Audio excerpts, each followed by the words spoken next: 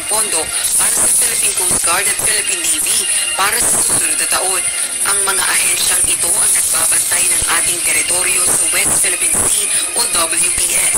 Ayon naman kay Surigao del Norte 2nd District Representative Robert East Barbers, lantaran na ang ginagawang pananakot ng China. Dagdag pa nito, dapat napatan din ng Pilipinas ang no trespass rule ng China. Ito obvious na hindi na ito pang bubuli. Pananakot na talaga itong gagawin nila, no? At ginagawa nila, no? Kapag sila ay pumasok o nag-trespass sa ating teritoryo, dapat manghuli rin tayo. Huliin din natin sila.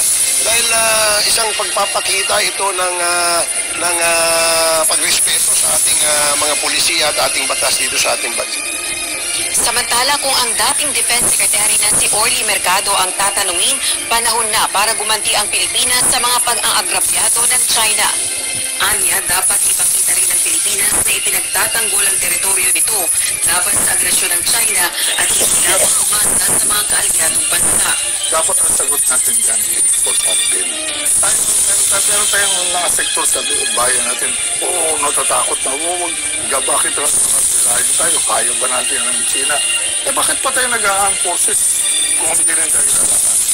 Kumuha tayo ng water cannon at sulit natin yung tubig ng Pasig River, yung maruming tubig. Yung bomba natin, tingnan natin kung ang mga Chinese yung Navy nila. Dagdag pa nito, dapat din patatagin o ayusin ng BRP Sierra Madre ang barkong sinadsad sa Ayungin Shoal ng Philippine Navy noong 1999 para magsilbing tirahan ng mga sundalo at bantayan ang ating teritoryo. Nagpahayag naman ang pangamba ang Estados Unidos sa posibleng mas malalang pangyayari sa West Philippine Sea. Kinundi na rin ni Pentagon Press Secretary Major General Pat Ryder ang provokasyon ng China. Kasabay nito ang muling pagdidiin sa commitment ng Estados Unidos na suporta para sa kaalyadong bansa. This kind of behavior is provocative, it's reckless, it's unnecessary, and as you highlighted, could lead to something bigger and more violent. And so we're going to continue to stand with our Philippine allies. Sa likod, UNTV News and Rescue. Diyos ang aming sandigan, serbisyo publiko ang aming pinahahalagahan.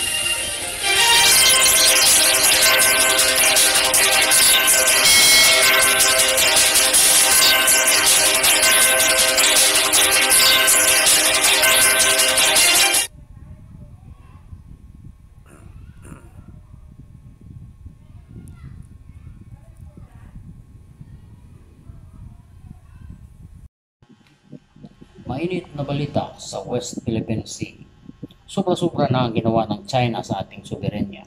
Sa harap ng mga insidente kung saan may banggaan, may inakyat ng mga Philippine vessel at may tangkang agawin ng armas ng mga nag-resupply mission sa BRP Sierra Madre sa Ayungin Shoal, ang barkong isinadsad ng Pilipinas. May pambubomba ng water cannon at may malubhang na sugatan at naputulan ng daliri ng magbanggaan ang mga barko ng China at Pilipinas.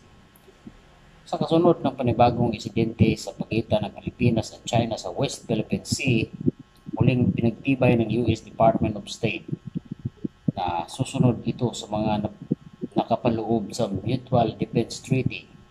Sinabi ni US Deputy Secretary of State Kurt Campbell na nakasaad sa Article 6 ng 1951 MDT na ang armadong pag-atake ay hindi limitado sa hukbong sandatahan ng Pilipinas, kundi maging sa mga pampublikong sasakyang pandagat at eroplano, gayon din ng Philippine Coast Guard kung saan mang bahagi ng South China Sea. Nagpahayag ng labis na pagkabahala si Campbell sa insidente kahapong Martes. Lubhang delikado raw ang ginawa ng China at nagsisilbing banta sa kapayapaan at kaayusan ng rehiyon.